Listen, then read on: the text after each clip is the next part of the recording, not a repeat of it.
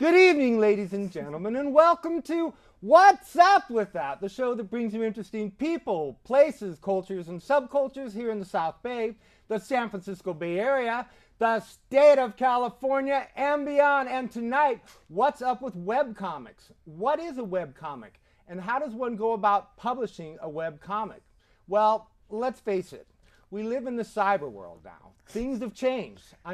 I remember as a child, I used to get hand-me-down comics from my brothers, all torn and scrappy and whatever, but I still liked them. I think the thing about comics is that, it takes you to another world, and let's face it, we all want to root for the underdog, right? Well, now we have the web, and the web is, everywhere, so it's an enormous opportunity for web artists like we have tonight, cartoonists, to show their work and have a lot of people see what they do, which is really tremendous. I'm telling you, you're going to see some really cool stuff. We're going to talk about a lot of this stuff with my two web artists. Let's welcome Phil Folio. Hey, how you doing? What's up, brother? He is a cartoonist. And Shannon Garrity. That's right. Hey, hey. She's also a cartoonist. So let's start off from the beginning. What is a web comic? Well, it's really simple. A web comic is a comic that is distributed on the web. Hey, okay. Surprisingly enough. And so how are they different from traditional comics? You can't really fold them up and throw them away. Okay. I'm constantly told that it's because you can't take them in the bathroom. Oh, yeah. There you go. But with the new iPad is with the iPad, that will change everything. That's how it's going to change the comics industry. That's true. Right. Well, I think this is going to change the comic industry anyway. It already is. Yes, it has. And the clarity, you have all those kinds of things. So what makes for, a good web comic? One of the great things about doing comics on the web is that you have freedom to do virtually anything you want. You're basically self-publishing. You're putting your own work directly online for people to read with usually no middleman. And you can do anything you want as long as you find an audience that likes your work. So content-wise, you can do sexual stuff. You can do sexual stuff if you want. You can do, there's comics that are, there's web comics that are designed to appeal to, say, librarians, video game fans, scientists, mathematicians. It used to be said that when you were selling a comic or a story or really anything, you weren't selling it to the general public. You were selling it to a guy behind a desk. And that guy behind the desk decided whether the general public would ever get to see it. Right. Webcomics completely eliminates this middleman. It's now, we put it up and the general populace gets to decide for themselves whether it's worth seeing or not. Right. The greatest explosion in comics ever is taking place right now. There's over 30,000 web comics out there. Really? Many of them are terrible, but Well, sometimes the public decides poorly. Well, but sometimes they decide well. Well, sure. So how did you both get interested in making comics? Well, actually, Phil, you've been around long. You've done this longer than I have, so why did you start? Fair enough. I started doing comics the traditional way. I've been publishing independent comics since the 80s, really. And our newest book, Girl Genius, we started as an independent comic. And then around 2005, we decided to take it online. There was a variety of things. We had, because we're an independent publisher, that means we pay for it. So we had a schedule, and my co-writer, Kaya, who also does all of our technical stuff, she got sick, and as a result, we couldn't get the book put together for the printer in time. We also had little glitches here and there. Yeah, we also had a bit of a cash flow, and it was like, oh my God, this is just such a pain in the butt. For years, people have been coming up and saying, "How do I break into comics?" And I'd be like, draw. No, I'd say, start a web comic because it's super easy. It's super cheap, and it'll get your stuff out to the audience that wants to find it.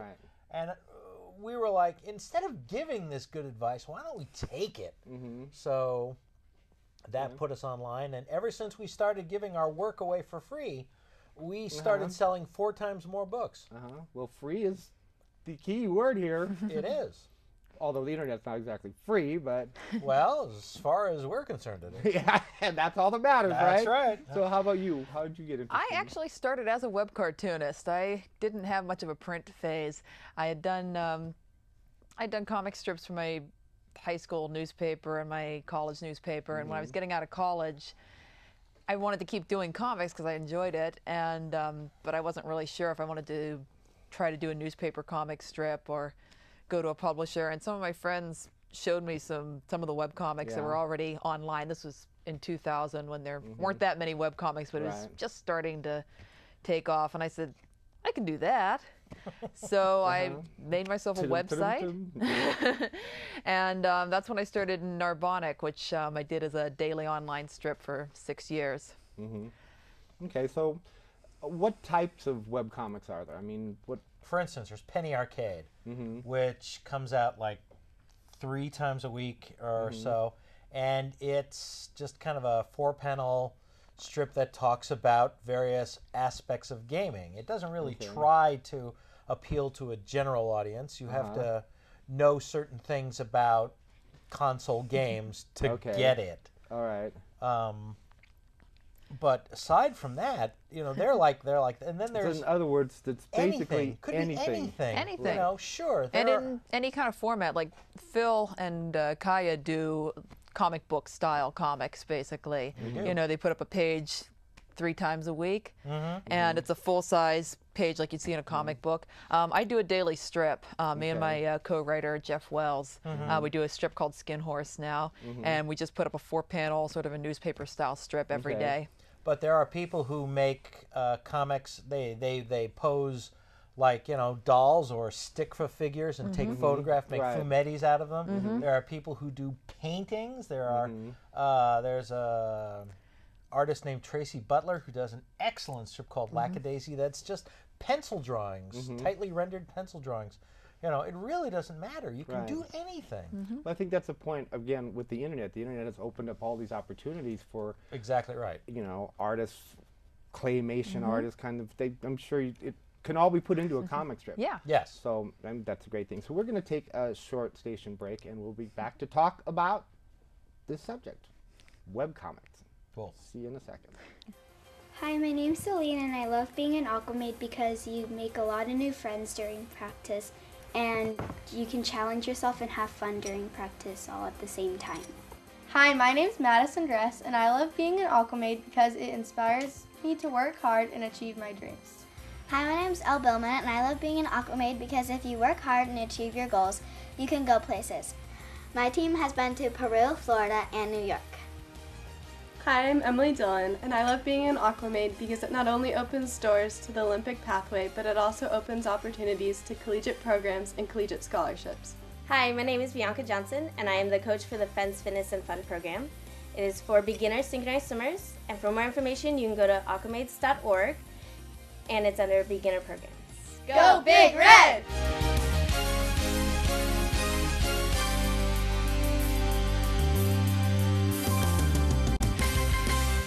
Hi, we're back here with Phil and Shannon to talk about webcomics, and let's talk about the process of publishing on the web. How do you do this? Oh, it's easy. It really is.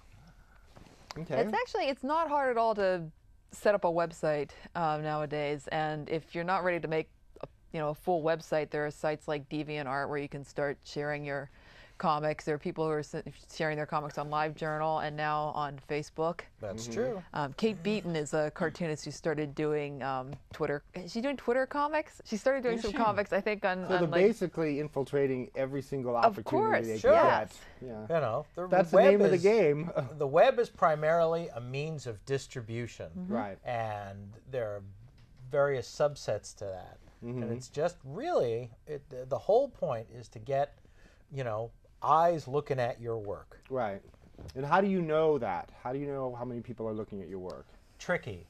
I don't know. Yeah, the answer is really, we don't know. You have no clue. It's just Well, we've got kind of a, for instance, the site that manages our hosting, they'll come back and they'll say, oh, well, you had X number of people who, unique viewers who looked at our site.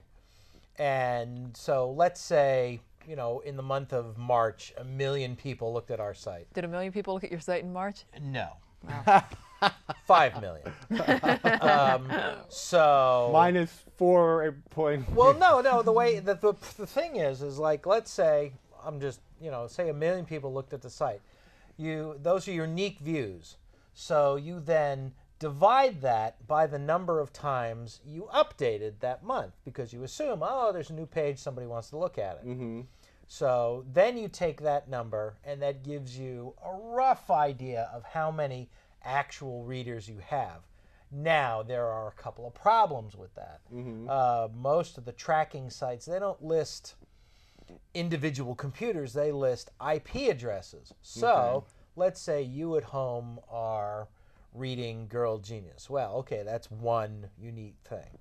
If everybody at Google is reading Girl Genius, that's one reader, because it all goes to the same IP address. Okay. So how many do we actually have? I don't know. How about difficulties? What are some of the difficulties that you might have with getting things out? If the power goes down, Okay. there's sunspot activity. Do you ever have like people that contact you that are upset with some content you might have put out? And Oh yeah, I mean, that would be the good thing. Really? That's when you know people are watching. people. I just have people correcting my spelling.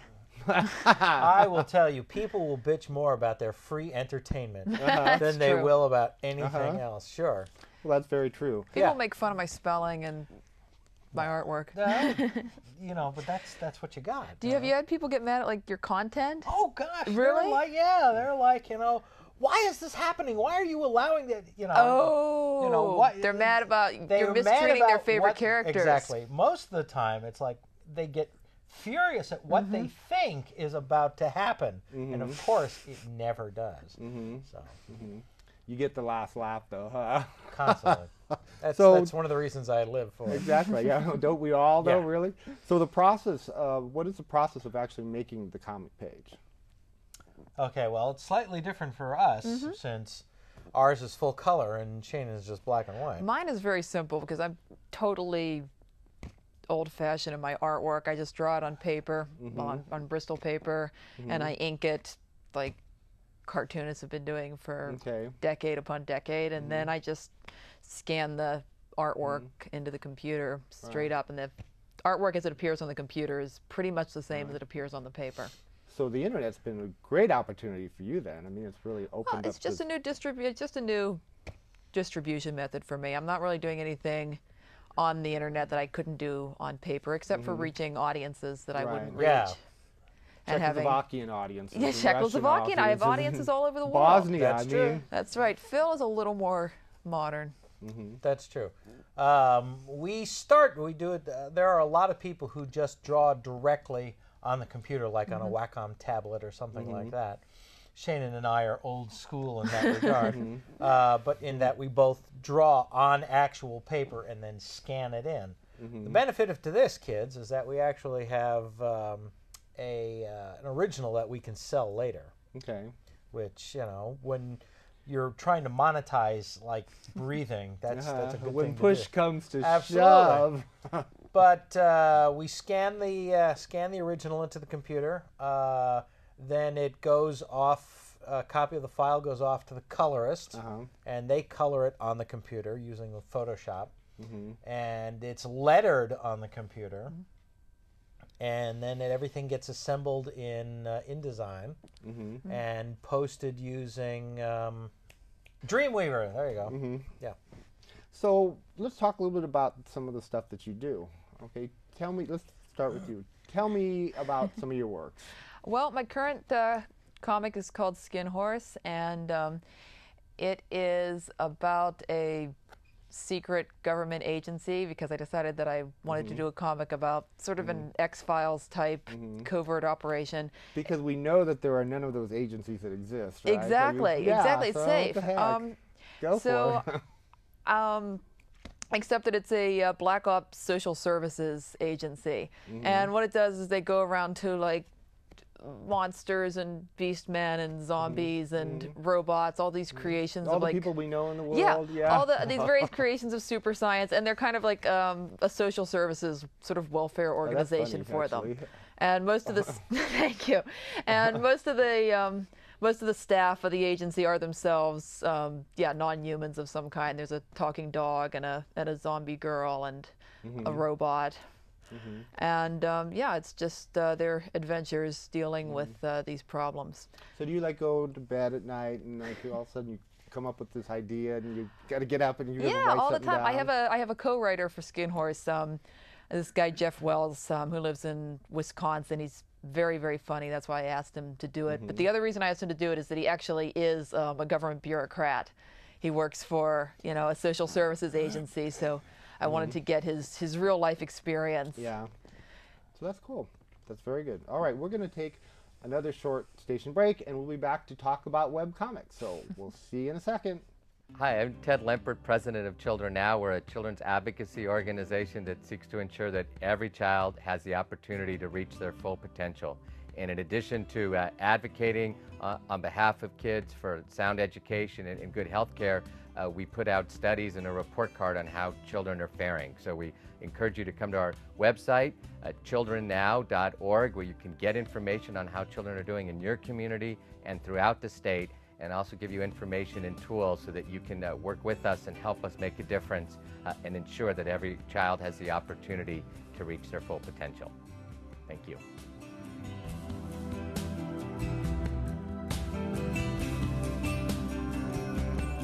Hi, my name's Carol. I'm with the Asian American Donor Program, and we recruit ethnic minority donors for the National Marrow Donor Program registry by going to www.aadp.org or call us at 800-593-6667. Be that donor. Hi, welcome back to What's Up With That. We're talking about webcomics, and we're going to talk, this is Phil. He is a outstanding cartoonist and webcomic publisher and illustrator, and he is going to talk a little bit about some of the characters and books and things that you do. Well, the current flagship title for us is Girl Genius. We've been doing that for 9 years now. And Girl Genius takes place in a world where mad science is something that really exists. It tends to run in families. Our hero, Agatha, discovers that she's actually the long-lost heir of a very famous family of mad scientists that everyone else thought had been safely wiped out. When they find out that this is not, in fact, the case, everyone wants to either kill her or control her, and hilarity ensues. I can tell. It sounds funny. Well, I should hope so. So give me an example of a situation. Oh, gosh. Okay, let's see. Tell them what's happening right now. Okay. Agatha is currently inside the family, the old abandoned family castle, which is actually a gigantic AI, pretty much designed to kill anyone who enters. It's broken, and she's got to try and fix it. While she's trying to fix it, she also has to deal with an imposter who is claiming to be her, a bunch of condemned prisoners who are running around the castle trying to fix it. The current overlord of Europa, who is under the impression that she is a megalomaniac who pretty much devastated Europe, and he's in the process of getting ready to try and destroy said castle around her. And she's got two boyfriends who are kind of vying for her attention at the same time. So, okay, so your readers, right? What role do they play in the decisions that you make to? Not very much. I mean, they don't. Well, no. Whatever. A very, a dictum that both my wife and myself absorbed at a very early age was write for yourself. Write the book you would buy. Right. So we started writing Girl Genius like back in 1993 we had the story done, beginning, middle, and end, before we even started putting the book out. So we know where it's going.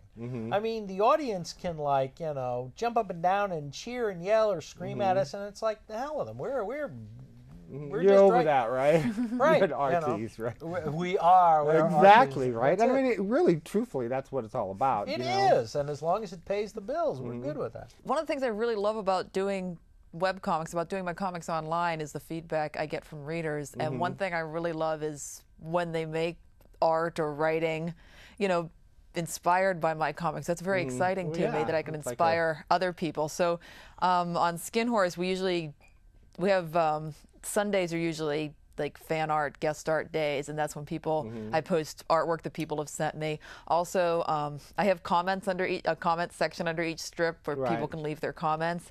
And for some reason, early on in Skin Horse, and I still don't know how this happened, the readers decided they should start doing song parodies. They should start writing songs for every strip. So there's a theme song for every strip now. I didn't suggest this. I don't know where it came from. Suddenly, people were writing songs for the strips. Oh yeah, we love hearing, you know, we love hearing what people have to say about the strip. It's great. Especially when it's awesome, huh? Oh, it is. It's instant feedback. It's wonderful. You know, the only thing that's better is actually coming to a convention and getting the energy off of, you know, people in person. Right. Well, that's great. I mean, that's a big thing too. You know. So, what kind of characters in your strips appeal to you? What's the kind of, I mean, are you looking for the hero, the underdog, the what? Because, you know, our society's changed so much that comics have changed with society. Well, I mean, my first strip, Narbonic, it was also about mad scientists. That was how Phil and I first met, was that we were both doing mad science comics. And so the characters in that are kind of geeky. They're scientists. One of the main characters is a scientist, another one is like a technician. And so it was a pretty nerdy and definitely very underdog strip. When I came time to do Skin Horse, I wanted to do a character who was a little different. I didn't want to have a nerdy character, and so I decided the main character should be a guy who was very outgoing and a little egotistical, and also very successful with the ladies, which my previous characters were not. And I decided he should also be a cross-dresser. So it's this. Well, wow. See, now that adds. See, that's a big component here. Because I wanted to draw fashion. So he's a cross-dresser, a very charming and seductive cross-dressing transvestite secret agent. Yeah. Wow. That's a whole lot of comic there, huh? That is. It's one of the most cleverly written comics on the web. Why, thank you, Phil. I think yours is one of the most cleverly written comics on the web. So what kind of characters generally appeal to you? Well, we wanted to do a strip with a strong female character, you know, who was smart. We wanted a strip full of smart people. There are too many stories that are what we call idiot plots. The only reason the story goes forward is because everybody acts like an idiot, you know, and that just drives us crazy. Just look around, okay? I know. It's not too hard to find. No, I know. So basically, yeah, that's the thing. We wanted to do mad science. We wanted to do something with, you know, strong characters that, you know, we could tell at our own pace, in our own way. What are some of the other big names in webcomics? Gosh, let's see. Well, there's Penny Arcade. Penny Arcade. You can't forget them, no matter how much you want to try. Kate Beaton's on her way up. Oh, absolutely. Oh, she's great, and that's a great niche that could possibly only happen in webcomics. She is a history major, and she does comics about historical figures. So all of her Hark of Vagrant. Yes, and all of her comics are based on history, but they're funny. They're always gag comics about James Joyce or you know, Jules Verne and biochemist Poe. Rosalind Sure. Franklin. Yeah. Oh gosh, let's see. Another incredibly popular one is a strip called XKCD. I think I got that right. Yes, you did. Randall Munroe It's stick figures, but he does these amazing. But I love stick figures. Well, there you go. It's See? just, you Then know, you'd love this guy. He does these terrific strips about science and math and makes them accessible and funny. And, you know, it's very, very good stuff. And again, it's been inspiring to a lot of people that, Right. you know, you don't have to be a great artist to have a great well, think comic. of all the kids right now that are into the Wimpy Kid. Yeah, exactly. I And again, mean, sure. you know, now can we've got a How to Do by the Wimpy Kid. You can be really funny and expressive with stick figures or with very simple drawings. Let's see. There's yet another fantasy comic, which is that's what it's called. That's awesome. So I have one question that's been kind of in the back of my mind. How do you make money on this? On a webcomic?